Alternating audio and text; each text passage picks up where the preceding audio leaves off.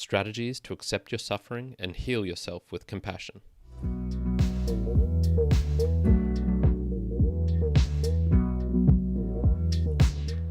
Welcome everyone to another episode of the Mere Mortals Book Reviews. I am your host here, Kyron, live on the 3rd of April 2025.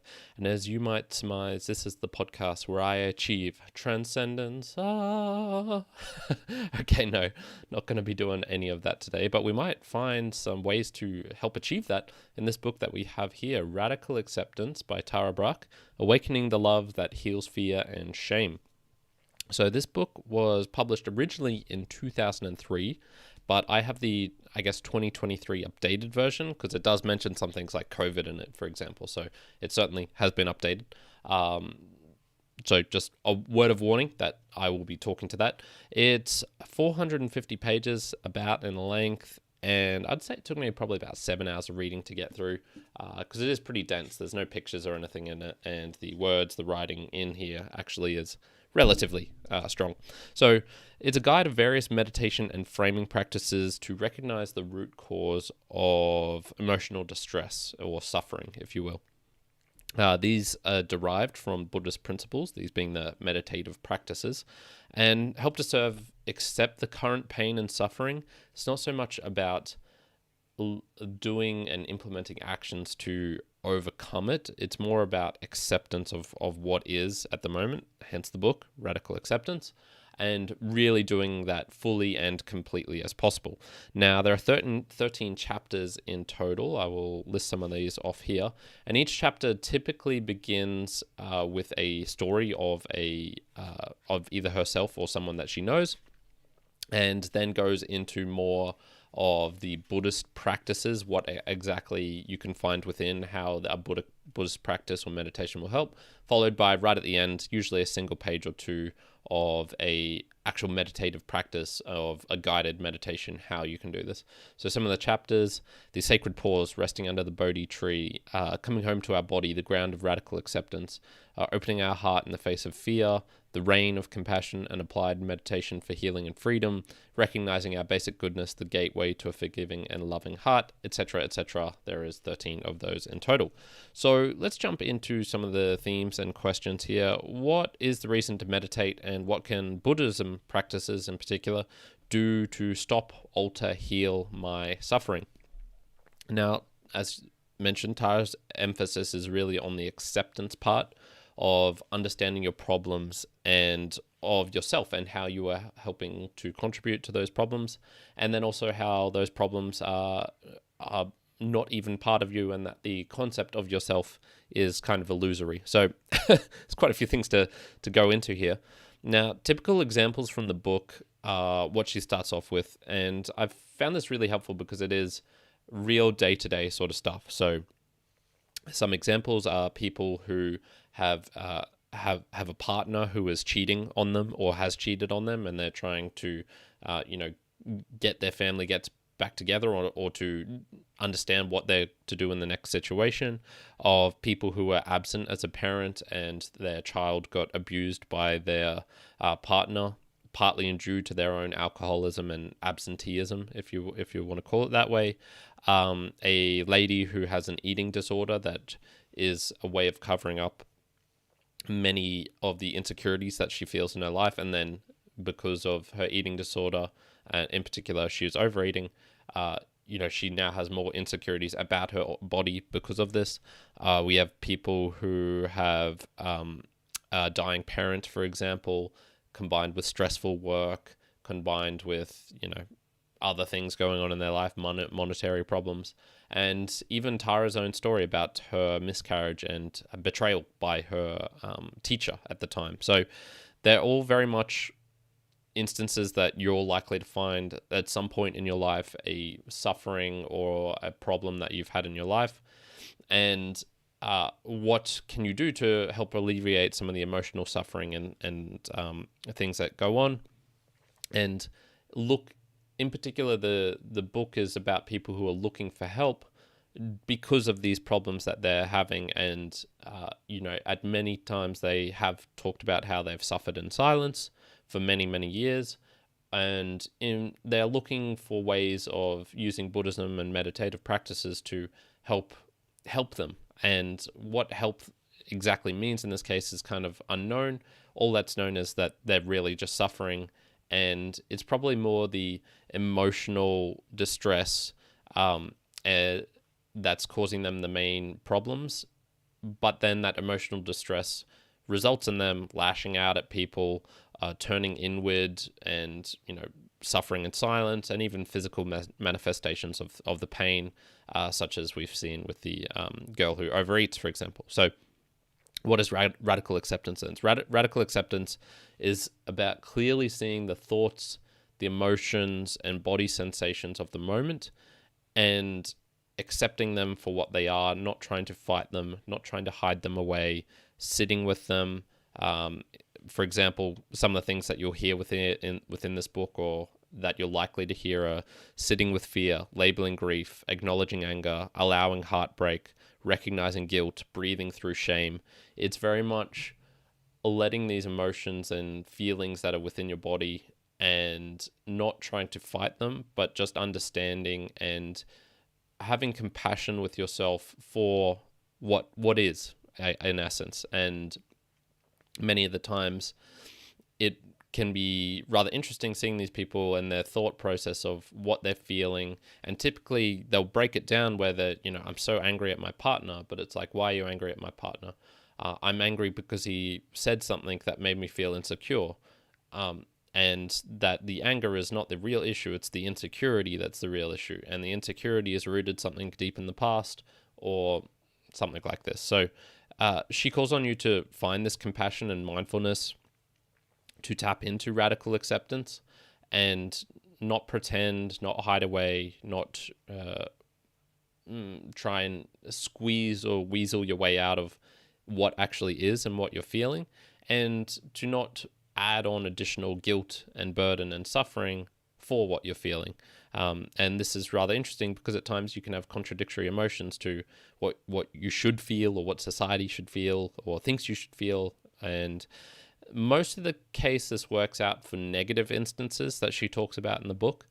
But there were a couple where she was also mentioning how she, was in a good period of her life, and she was kind of smitten with a guy and was feeling these feelings of love, and this was actually causing her, I'm not going to say suffering, but certainly distractedness in her mind, where she was fantasizing about this guy and the life that they could live, or the lust or sexual things.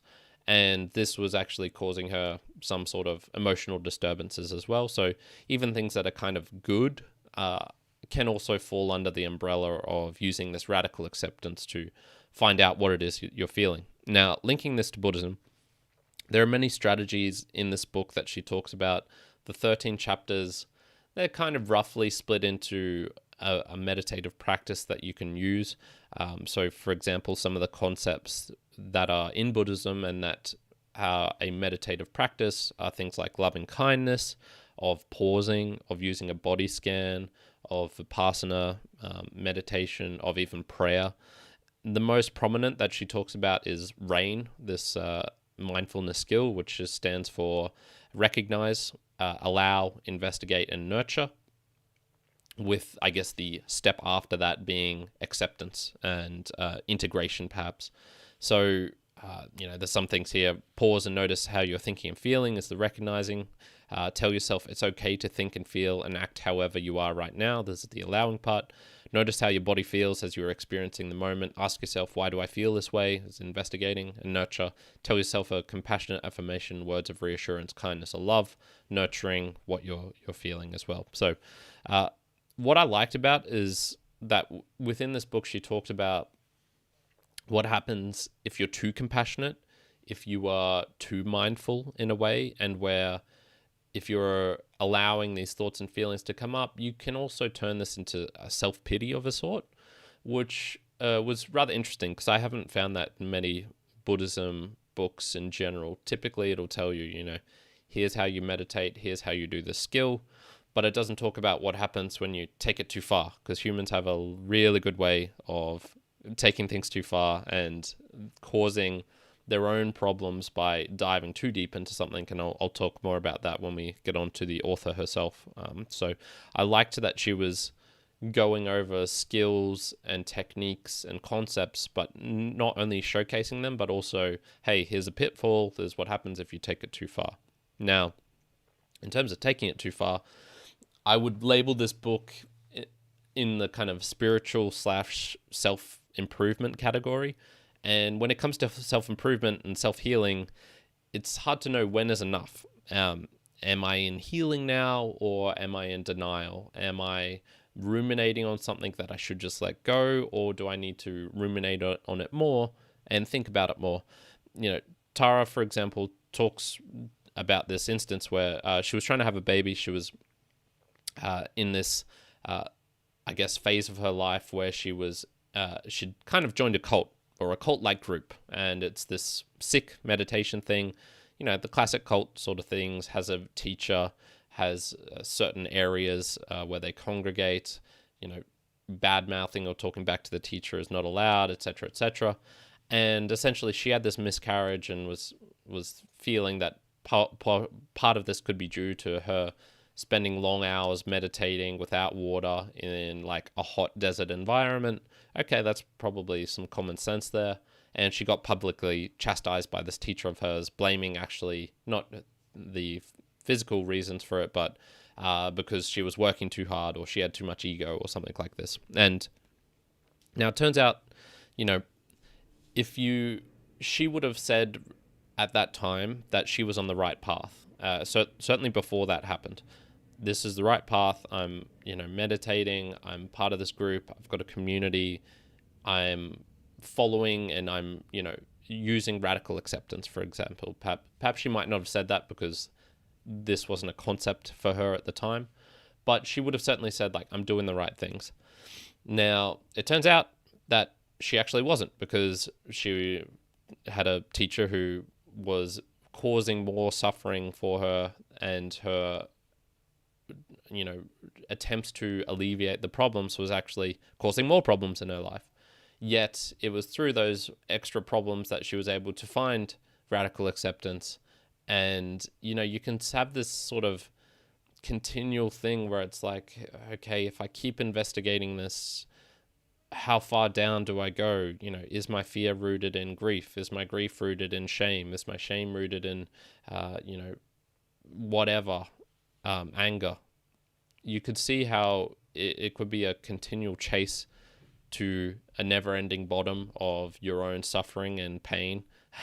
And I certainly have met some people in my life who would say, they've probably gone off the deep end a bit and are spending too much time investigating their traumas, reliving them, dwelling in them, ruminating on them in a method that is not particularly healing. So, how do I solve this? How can I fix this? And I actually don't know what to say with regards to that. How Buddhism can help, and how this book, I think, is useful. I'd say it's undoubtedly helpful, and this is because of the various practices of meditation, which don't necessarily need to encompass the other claims that religions and Buddhism makes. So, for example, for me, I think it's rather unlikely that there is a metaphysical, omnipotent force that exists to solve your prayers, and that reaching out to them is going to cause them to solve your prayers. I don't think that happens in any form of atoms physically moving in the universe sort of thing.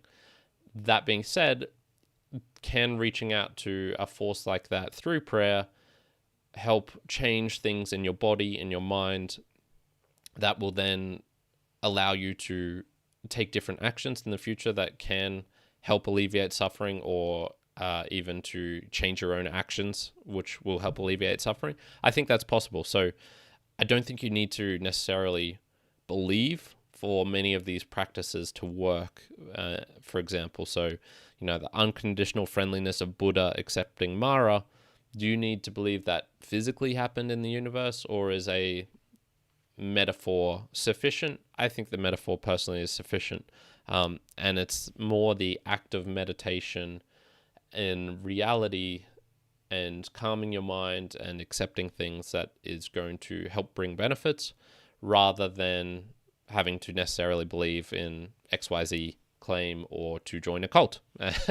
So, in terms of going too far, I don't think the book really talks about that, but this is a nice step for many people who, especially if you're of a Western context, have yet to try meditation or experience it, to get a taste for what it is and how it might be beneficial. So let's jump on to the author and some extra details here. Tara Brach was born in 1953, American author and meditation teacher.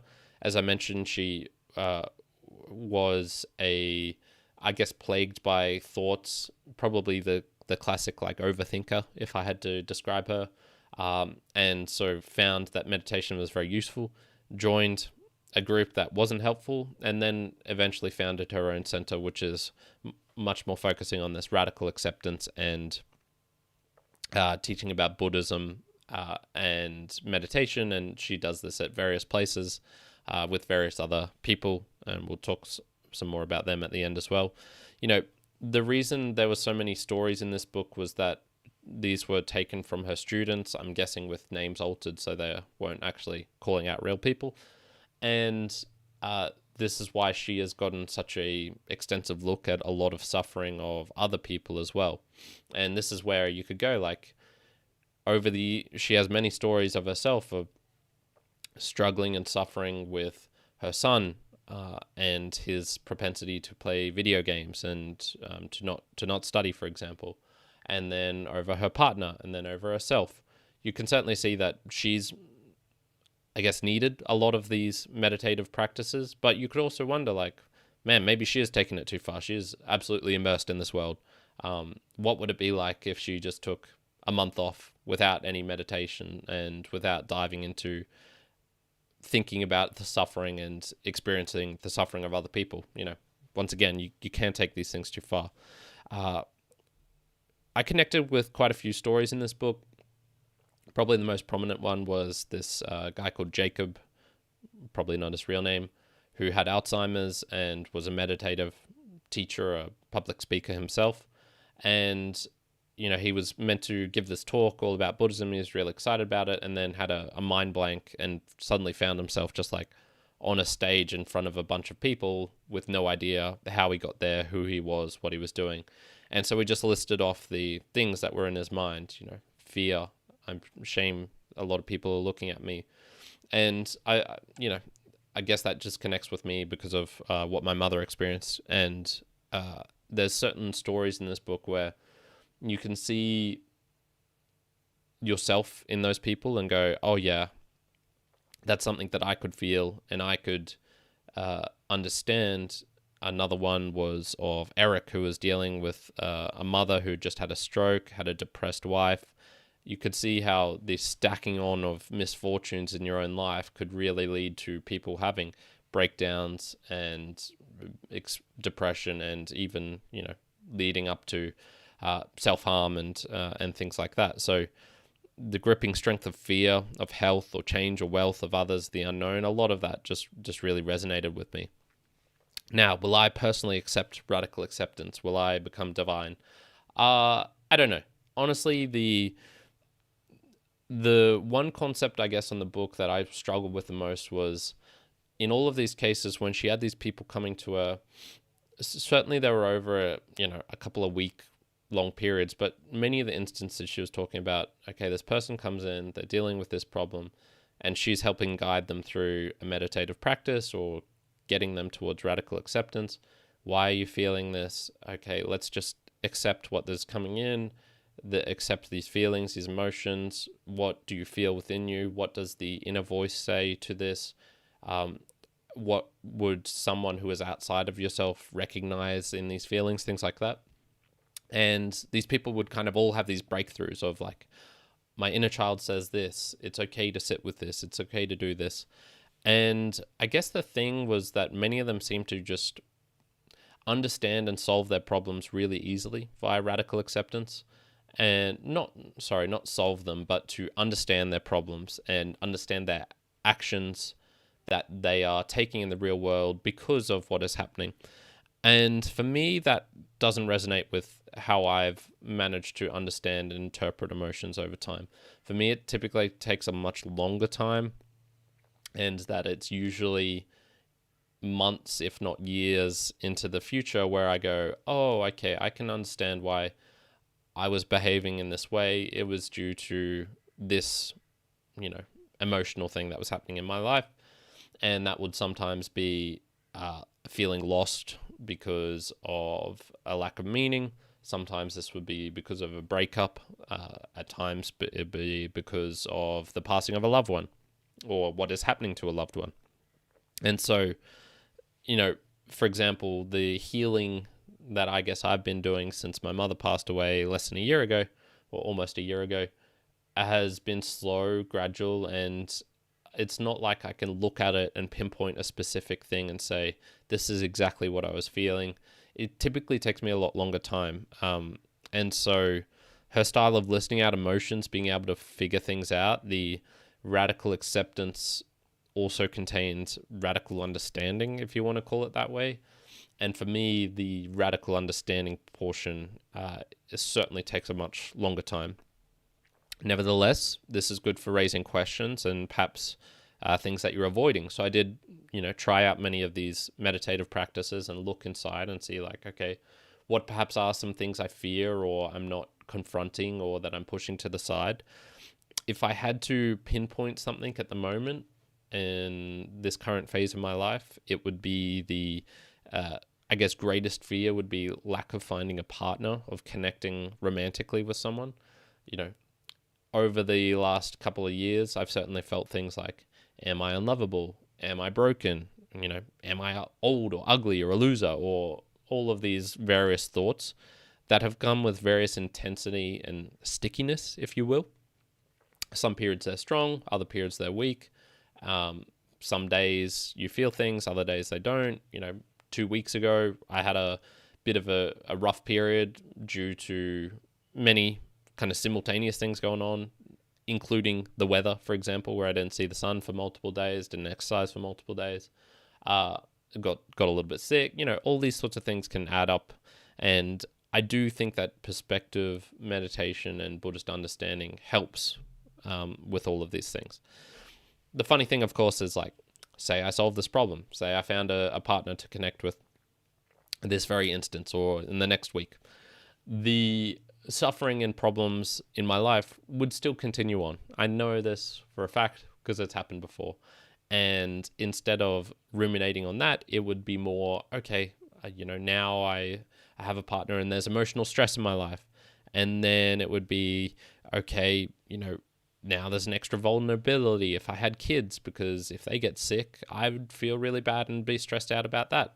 Much like my brother's dog at the moment has kennel cough, and it's distressing for me to see him in that way, in sick and coughing up his guts and things like this. So you're screwed. I guess is my ultimate answer to many of these things. Radical acceptance is helpful. And I guess radical acceptance is a good strategy because you're always going to be screwed. Having a half smile, viewing life with a bit of equanimity, pausing, finding some calm, I guess, is all useful techniques and tactics because you're going to continually need them. And the thing is, they're never going to solve your problems. Tara has meditated more than most people in their lives, and this has not solved her problems. I bet you if you were to find her right now and ask her, like, how are you going? She was probably stressed out by something. She was probably angry at someone. She was probably, moody for whatever XYZ reason. And none of these are permanent solutions to finding the ever talked about nirvana, enlightenment. So let's jump onto the final summary before getting to some of the live things here. Buddhist meditation, I think, is powerful. And this book does a great job of highlighting examples of how you can use it and why, not necessarily why it works, but how it works and who it can work for. Many of these books have similar advice, and it is more about the examples, the framings, the stories of small words here and there, a way of putting something that can resonate with you and make you see, okay, this could potentially work for me as well. This is what I have thought. This is what I have felt. Maybe this, if I do this, it will help. This book, I'd say, is better than most because it was specifically written as a book and not just as a discourse taken from a talk of hers and then translated into book form. No, she actually wrote this book, which is really nice. So I found her stories compelling, realistic, and her style to not go too deep into the wackier parts of Buddhism great. That being said, it wasn't particularly revelatory for me because I have read many of these books before. I have meditated before. I have done many of these things before. So overall, Radical Acceptance by Tara Brach, I'm giving a pretty solid 6.5 out of 10 to. I'd say it's worth a try out if you're interested in many of these things. Now, I've done book reviews on similar books on this channel before. Bringing Home the Dharma by Jack Cornfield, Meditations on Living and Dying. I think that was assorted authors. The Heart of the Buddhist Teachings by Thich Nhat Hanh. Thich Nhat, the best name in Buddhism. So you can try out many of those. I feel more calm and treat myself with other people generally better after reading things like this, which also leads to better decision making. So unfortunately, as I mentioned, the effects are temporary, and the forays I've made into more sustained practices such as yoga, meditating every day, consuming podcasts, sometimes going to in real life places or events, Buddhist temples, they just don't seem to hold me. And I typically will then feel resentful that I'm spending time on something that's boring or not useful to me, and so then I fall away from it. So I think this method of sporadic samplings of diving into Buddhism and meditation is helpful, and I'd probably do it like once a year. Maybe I should do it a little bit more often, once every 6 months, 3 to 6 months, something like that. So expect that to pop up, I guess, a bit more into these book review channels as well, or perhaps I'll do it in other various ways in my life. Now, this is a value for value podcast. I do this make it available anywhere, anytime for anyone. And this is both on the audio and video form as well. And all that this is going to be free. No sponsorships, no book companies banging down my doors, no authors asking me to highlight their books favorably. These are all just things that I find in my everyday life and want to help highlight and give to you. I believe I found this book through a Tim Ferriss recommendation, actually. I believe that was how this somehow made its way onto my list. So with all of that, I just ask that you return some value in return for what you're getting. Time, talent, and treasure. Sharing this with a friend, of hitting the like, the comment, subscribing, all those sorts of things. Joining us on any of our social media platforms so you get updated. Our Discord as well. We talk about books in there. I'd love to hear your recommendations through some talent. What do you think I would enjoy? What have you enjoyed in the past? What's your favorite book? Reach out to me and let me know. And then finally, some treasure if you want to. There is a PayPal link down below. And if you go to meremortalspodcast.com/support, it's also there. Website might be changing soon, so just keep aware of that as well. Links down below. And finally, this is live. I am doing this slightly later, so apologies for that. I'm a day late. I got sick and was doing family stuff, so I had to push it back. We do have Cole McCormick in the chat, and he said he's here to heal. When healing from trauma or grief, you need to come to terms with the lessons learned and have continued peace, even if the topic comes up. Finding peace after the pain is key, I think. So he's kind of agreeing with that radical acceptance portion, which is true. You accept what is, and then the next part to follow is to, okay, how can I help alleviate this suffering as well? Not fighting it, but accepting it, and then you can take the next step. So it's a daily thing for me, Cole says. My meditations post-dad dying has helped tremendously. I focus on feeling love, peace, and gratitude around my physical heart. I sometimes do this twice a day, and it helps. Beautiful, man. I'd love to hear that. And it's certainly a very traumatic experience to go through a loved one passing away. And it's beautiful that you're able to help integrate that into part of your life and not fight against it, and doing portions of healing. I was chatting with a friend's mother once, and she was talking about her own mother passing, which was, I think, like 30 years ago, certainly decades ago. And she was able to talk about it without crying, but you could still see that the pain was there, and sometimes these things never heal, and so accepting that is also part of it as well. So thank you very much, Cole, for joining in. Thank you very much, everyone else. I will be doing these live for the next month, 11 a.m. Australian Eastern Standard Time on a Wednesday. When I go traveling, it's going to be a bit up in the air. I certainly won't be live at a consistent time because I will be in very different time zones all the time. And how much book reviews I can actually do as well, we'll see with that as well. It's going to be pretty hectic. So thanks very much for joining in. I hope you're having a fantastic day wherever you are in the world. Ciao for now. Kyron out. Bye.